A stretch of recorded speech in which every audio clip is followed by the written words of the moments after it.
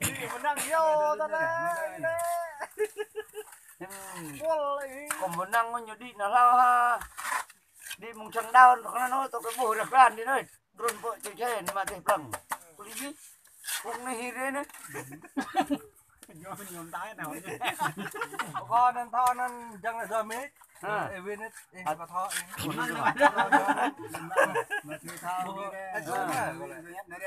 Hey, ok này có khắp này hả? Chuột nó này nút đây này. Bên linh bây giờ tao đi xe đây là thao. Anh như là à linh ra thăm có lối đấy nhá.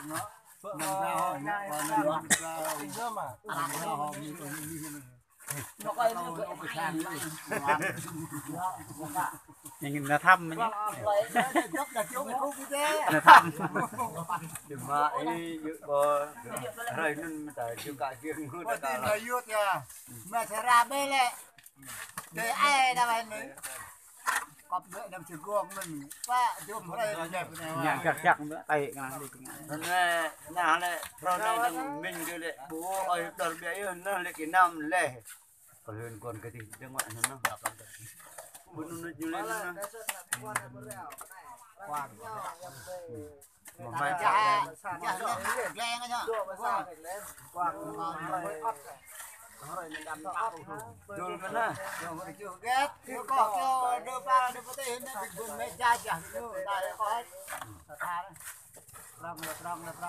Họ còn đi còn chút hơn họ như này chả lên làm hồ nó cái vậy. Cho đơn Mình quân chụp trong đây hơn đó. Bây giờ ta tham man năng về chinh chư ta mất ha. Ai đã man hai đây. Ép thư nó cái ép năng cái thuật tham tạ.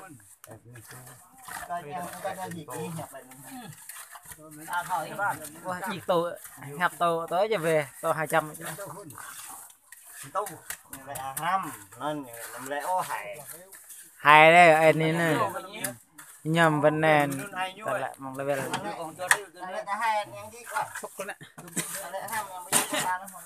là po tầm rằm cho tầm man sang tùy mình lại rằm hoặc vào đang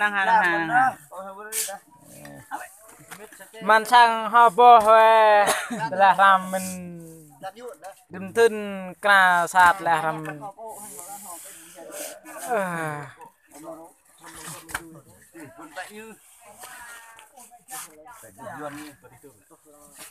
hết thổ phải dùng quả nào nhung hiền nha bên nhà mạng để đặt dùng nhà hen đặt mình 5.000 bề hay nên 8.000 năm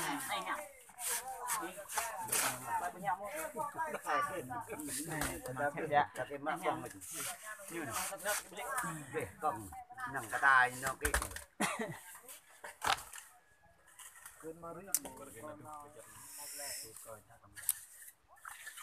có tầm lông mà để họ chơi có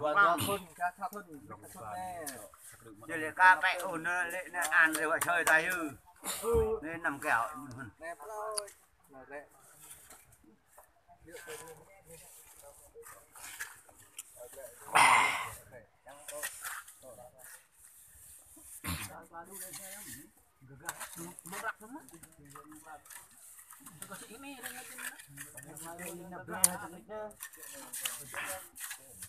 và lấy cái man này rắp nhé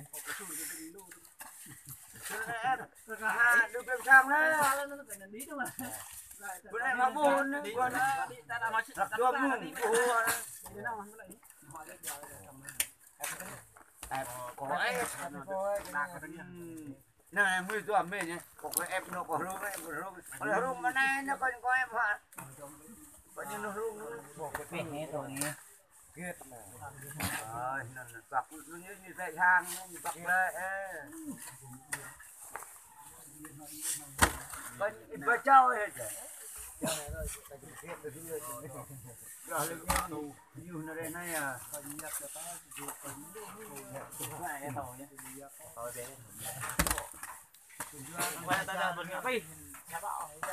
Nhân ta chờ thì đâu về cha nó về thăm đập mưa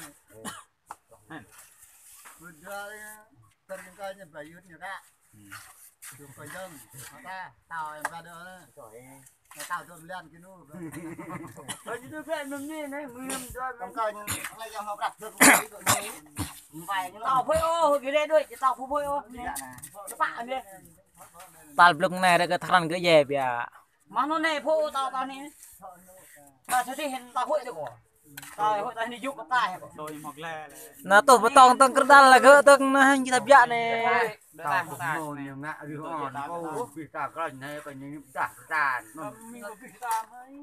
cho bao nhiêu đấy cùng nồi bún đào uống nên đó là cái đảo nhưng mà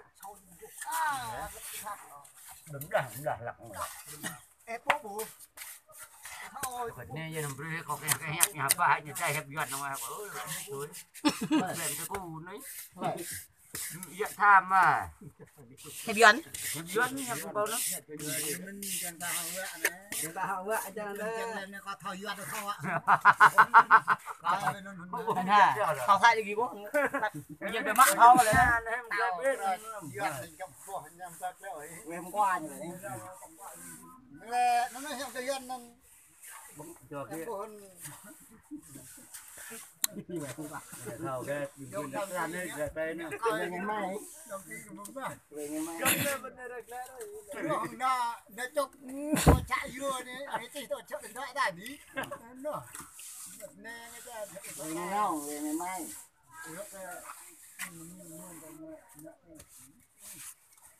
ôm đi đấy tập dụng nó anh á nhưng mà tôi tạc đâu được con nhưng mà coi trong cái coi đúng gì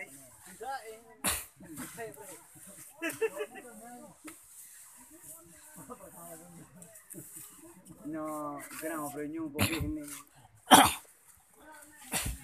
mà bữa hình phải man sang tùy ấy man hai bé răng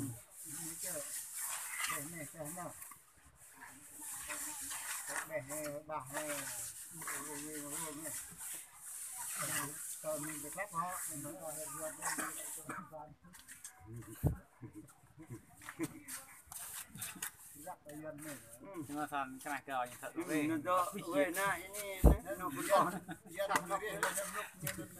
còn nghe ya vậy đây nghe ya rồi biết này mình săn lô mình nằm một lại được một lần thay doa là của đấy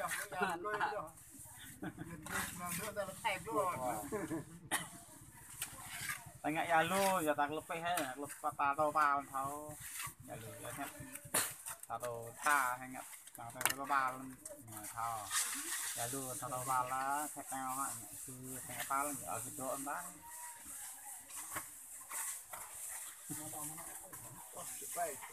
đây chưa mà cái đâu con nằm đây nè ngại gặp nham mình sao bằng phải đưa thôi đừng ngại tao lên đau lên phải đây rạm ya tay cái này he mà xem bằng thà ngại thôi đúng không này thôi đây cả rộng như này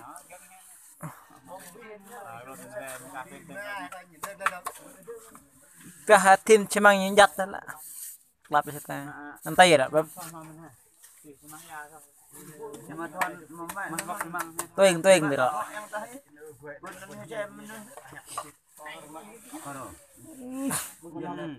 mẹ ya cà phê thật là anh ấy mình nên nhắc lại lại rồi thằng bên nhà tệ thì hả chơi vô mình chơi tàng cái này đây nhà tệ có thao này này cái hiền này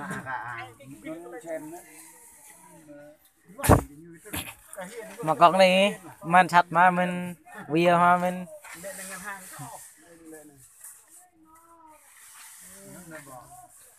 tài tèo nhập nó dựa lên hiên tay được gì nó rồi đau đi cả như đưa đau nè nằm chợ giận nó nhiều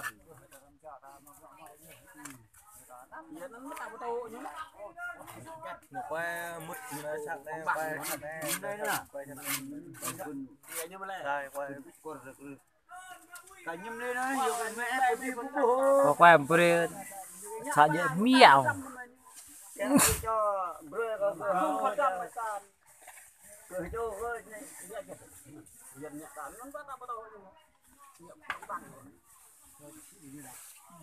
nó nội ra mà làm tập ba